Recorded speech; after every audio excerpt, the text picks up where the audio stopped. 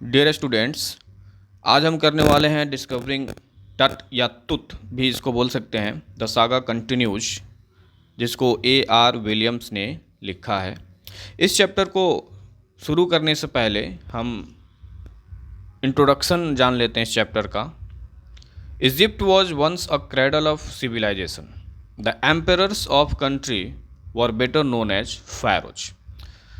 माना जाता है कि इजिप्ट भी एक बार अपनी सभ्यता में आया था, अपनी सिविलाइजेशन में आया था, और वहाँ पे एम्परर्स होते थे। जैसे हमारे प्राचीन काल के भारत में राजा महाराजा सम्राट होते थे, वैसे ही वहाँ पे भी होते थे, और उन्हें pharaohs कहा जाता था। They had the vast empire and enormous gold. उनके पास बहुत ज़्यादा, वोस्ट मीन्स होता है कि बहुत ही बृहत, बहुत ही ज़्यादा एम्पायर होते थे। काफ़ी विस्तृत राज्यों में वो अपने राज्य करते थे, और उनके पास गोल्ड भी होता था, सोने भी उनके पास बहुत ज़्यादा होते थे। So they believed in life after death. उन्हें लगता था कि अगर कोई व्यक्ति मर जाए तो उसके बाद भी उस व्यक्ति को लाइफ मिलती है, और वो भले ही हमारे सामने नहीं होता, लेकिन वो कहीं ना कहीं अपने जीवन को जी रहा होता है। So they buried the kings in tombs as mummies. तो वो क्या करते थे, वो अपने राजा को ममीज बना करके वो उन्हें बरी कर देते हैं, उन्हें कब्र में दफना देते थे। इसी चैप्टर पे एक फिल्म बनी थी, you may watch that film, the mummies. वो बहुत ही अच्छी फिल्म थी, आप चाहो तो उस फिल्म को आप देख सकते हो, और कुछ आइडिया भी उससे आपको मिल जाएगा कि ममीज क्या होते हैं। So they put beside the dead lot of treasure and even the things of everyday need. अब वो क्या करते थे कि whenever they put down to bury the dead body, उनके साथ वो बहुत सारे ट्रेजर यानी कि खजाने या फिर डेली यूज के जितने सामान होते हैं, वो सामान भी उनके साथ उनके कॉफिन में यानी कि ताबूत में वो रख देते थे। These were meant for use in the next life. उनको लगता था कि उनके अगले जीवन में उनके यूज में आएगा, उनके उपयोग में आएगा। So these tombs were built up to 26 feet below and the mummy was put in a gold case. अभी जो टॉम्स होते थे वो लगभग 26 फीट नीचे कब्र खोर करके उनको दफनाया जाता था, और जो मम्मी होती थी उस मम्मी के साथ कुछ गोल्ड केस भी लगाए जाते थे, और तब जा कर के उनको दफना दिया जाता था, बरी कर दिया जाता था। सो तत् और या टुट was the last of a ruling dynasty. अब जिसके बारे में हम इस चैप्टर को पढ़ने वाले हैं वो उस वंश का लास्ट रूलर था, and he died young only 9 years after occupying the throne. और वो बस 9 वर्ष की उम्र में ही, जब उसने राजगद्दी को संभाला था, तो 9 वर्ष की उम्र में अनटाइमली डेथ को वो प्राप्ति उसकी हो गई, यानी कि उसकी मृत्यु हो गई, और कोई जान नहीं पाया कि ये जो मृत्यु उसकी हुई है वो कैसे हुई है, क्या ये मर्डर है या ये किसी बीमारी की वजह से हुई है। तो ये एक मिस्ट्री बन कर के रह गई, जिसको खोजने के लिए, जिसको ज्ञात करने के लिए बहुत सारे जो कार्डियोलॉजिस्ट हैं ये खोजने लगे। So his tomb was discovered and investigated in 1922 by a British archaeologist. तो उसके टॉम्ब को खोज किया गया, और 1922 में पहली बार ब्रिटिश आर्कियोलॉजिस्ट जिनका नाम कार्टर था, उन्होंने उस टॉम को खोजा और इन्वेस्टिगेशन करना शुरू कर दिया कि why he had got an untimely death. So he had trouble in taking the money out of कॉपिंग of solid gold. और तब उन्होंने क्या किया कि उन्होंने एक ट्रबल लिया, और ट्रबल मीन्स कि बहुत सारे ऐसे लोग थे जो इसको विरोध कर रहे थे कि नहीं नहीं, उस मम्मी को हम नहीं निकाल सकते हैं, इस पर एक कर्स है, एक श्राप है, अगर हम उसको निकालेंगे तो जो भी उसके सामने रहेगा या जो उसको निकालेगा वो मर जाएगा। ऐसा कुछ बातें होती थी उस टाइम। तो वो सारी चीज़ें उनको फेस करना पड़ा, और उसके बावजूद उस कॉफिन को, जो कि सॉलिड गोल्ड में लपेटा हुआ था, निकालना पड़ा। The resins had harden. अब चूंकि जब मम्मी बनाई जाती है तो उसमें कुछ एक रेजिन्स, एक तरल पदार्थ का भी यूज किया जाता है उस डेड बॉडी को लपेटने के लिए, उनके जो अपर पार्ट होते हैं उनको अप्लाई करने के लिए। तो वो जो रेजिन्स जो उस पर अप्लाई किया गया था कि उसका जो डेड बॉडी है वो ख़राब ना हो जाए, तो वो जो रेजिन्स था वो बहुत ही हार्ड हो गया था इतने सालों के बाद। The body was cut and removed in parts. अब क्या हुआ कि इसलिए उनके बॉडी को उनके शरीर के अलग अलग भाग को काट करके उस ताबूत से कॉफिन से निकालना पड़ा। एंड इट वाज रीअसेंबल्ड, फिर से उनको रिजेंबल्ड भी किया गया, and put in a case and put back at its resting place. और उसके बाद उनकी मम्मी को एक केस में रखा गया और एक फिर रेस्टिंग प्लेस पे जहाँ पे वो था वहाँ पे वापस रख दिया गया। But he was taken out again for CT scan to solve the mystery of how and at what age he had died. लेकिन उसके बाद फिर से उनकी बॉडी को निकाली गई सिटी स्कैन करने के लिए, इस मिस्ट्री को सॉल्व करने के लिए कि कैसे और किस तरह से उनकी मृत्यु हुई, क्यों हुई। But thankfully the body suffered no further harm. और धन्यवाद भी देते हैं उस कार्टर को कि उन्होंने उस बॉडी को बहुत ज़्यादा हार्म भी नहीं किया। ये बात जही हवास ने कहा था। आपको मालूम पड़ेगा कि जही हवास कौन थे। अब ये जो टट वर्ड है या तुत जो आप इसको बोलते हो, ये इसका मतलब क्या होता है? इसका मतलब होता है किंग। तो इसकी जो ये हमारे टट हैं, इनके दो नाम हुए थे, एक तुतिन खामिन और एक तुतिन खातेन। अब क्यों हुए थे, हम जब इस चैप्टर को पढ़ेंगे तो उसको हम जानेंगे। So let us begin the chapter.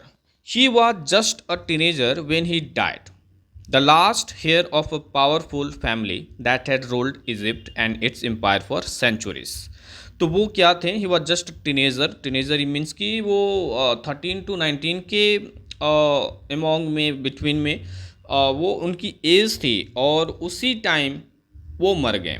लेकिन यहाँ पे एक बात है कि वो 13 के नहीं थे, जबकि वो 9 के थे, यानी कि उनकी जो उम्र थी वो 9 साल की ही थी। And he was the powerful heir of his own family. और जो उनकी ओन फैमिली थी, जो उस राजगद्दी पे बैठती थी, जिनके बाद इनकी बारी आई रूल करने के लिए वहाँ इजिप्ट में, तो ये बहुत ही ज़्यादा पावरफुल भी थे, शक्तिशाली भी थे अपने फैमिली में। और उनकी जो फैमिली थी, they have ruled for centuries. उन्होंने शताब्दियों तक उस जगह पर, उस इजिप्ट में उन्होंने रूल भी किया था।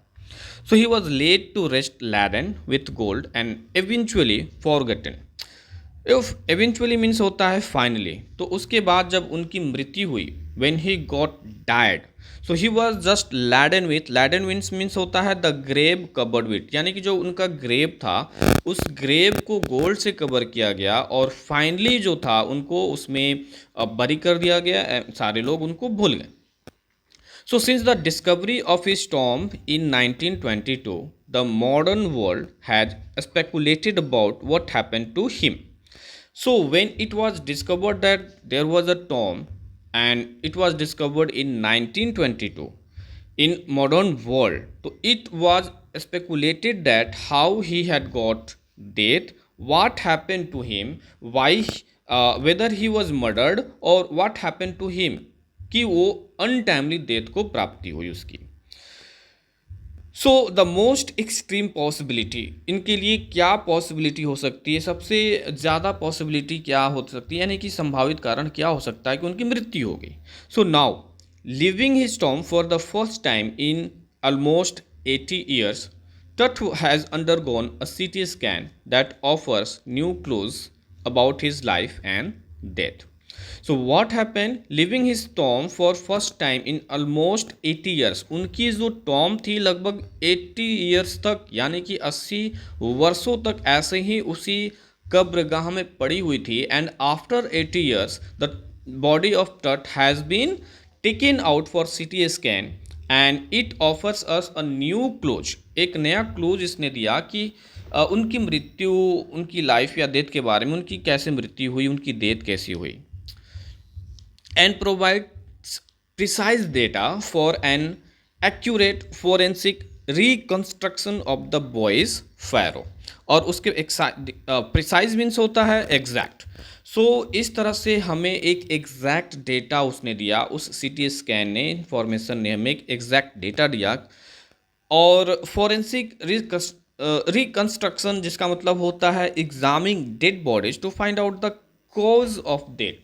हम जब डेड बॉडी को एग्ज़ाम करते हैं और ये पता लगाते हैं कि भाई इस बॉडी के साथ हुआ क्या था, कैसे ये मरा था, तो उसी फॉरेंसिक रिकंस्ट्रक्शन ने जो बॉयज़ फैरो यानी कि वो जो टट था उसके बारे में बहुत सारे इंफॉर्मेशन दिए, एग्जैक्ट डेटा हमको दिया गया। तो हम आगे चलते हैं। An angry wind stirred up ghostly dust devils as King Tut was taken from his resting place in the ancient Egyptian cemetery known as the Valley of the Kings. Stirred up means होता है gave rise to. So when the dead bodies of King Tut was just taken out from his resting place, मतलब कि उनके कब्र से जब king टट की बॉडी को निकाली जा रही थी उसी टाइम कुछ ऐसा विचित्र सा हुआ कि लोग बताते हैं कि उस बॉडी को निकालते समय वहाँ पे अचानक से तूफान उठने लगा, चारों तरफ धूल मिट्टी के कण उड़ने लगे। ऐसा लग रहा था जैसे कि कोई वो लोग एक भयावह सपनों से गुजर रहे हैं और शायद उनको एक ऐसी स्थिति से गुजरना पड़े जो उनके लिए ठीक नहीं होगा। तो वो जो बॉडी थी वो वैली ऑफ किंग्स, जहाँ पर जो फ़ैरोज होते थे उनको दफनाया जाता था, वहाँ पे वो बॉडी थी और वहाँ उस जगह से किंग टट की बॉडी को निकाली जा रही थी। सिमेट्री मीन्स कब्रिस्तान होता है। So dark bellied clouds had scudded across the desert sky all day and now were wheeling the stars in cascade grey। अब देखो यहाँ डार्क बेलिड का मतलब होता है dark and bulking. Scudded across means होता है clouds moved quickly across the sky and casket means होता है grey. So dark bellied clouds had skirted across the desert sky all day. So the people saw that there was a dark cloud and they were just moving above the king tut's graveyard। जो ये काले बादल थे उस body को निकालते समय वो पूरे ऊपर की तरफ वो देखे जा रहे थे और वो लोग पूरा विलिंग यानी कि वो सारे जो जगह था उस चीज़ को उस काले बादल ने डार्क स्काई ने उसको कवर करके रखा हुआ था। It was 6 PM on 5 January 2005। The world's most famous mummy gilded had first into a CT scanner brought here to probe the lingering medical mysteries of this little understood young ruler who died more than 3,300 years ago। तो दुनिया की वो पहली जो प्रख्यात जो famous mummy थी जो gilded hit first into CT scanner यानी कि his dead body was just taken to have a CT scan.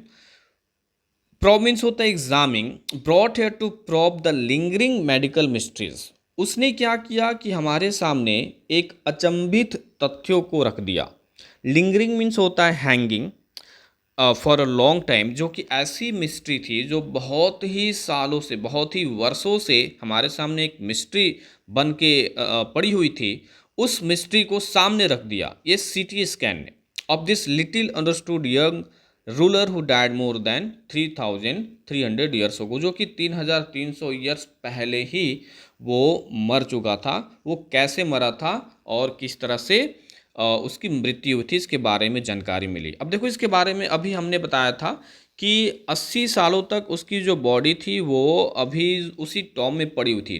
तो इसका मतलब ये नहीं है कि 80 वर्ष पहले उसकी मृत्यु हुई थी। 80 वर्ष पहले उस टॉम की खोज हुई थी लेकिन कभी उस डेड बॉडी के साथ छेड़छाड़ नहीं हुआ था, ऐसे ही छोड़ दिया गया था। जब उस टॉम की यानी कि तुतनखामुन की बॉडी को खोजा गया था कि हाँ ये एक कब्र है, ये एक मम्मी है, इसमें दफनाया गया है, तो 80 ईयर्स के बाद ही उस बॉडी के साथ छेड़छाड़ हुआ था। लेकिन जो तुतनखामुन थे वो लगभग 3,300 साल पहले ही वो मर चुके थे।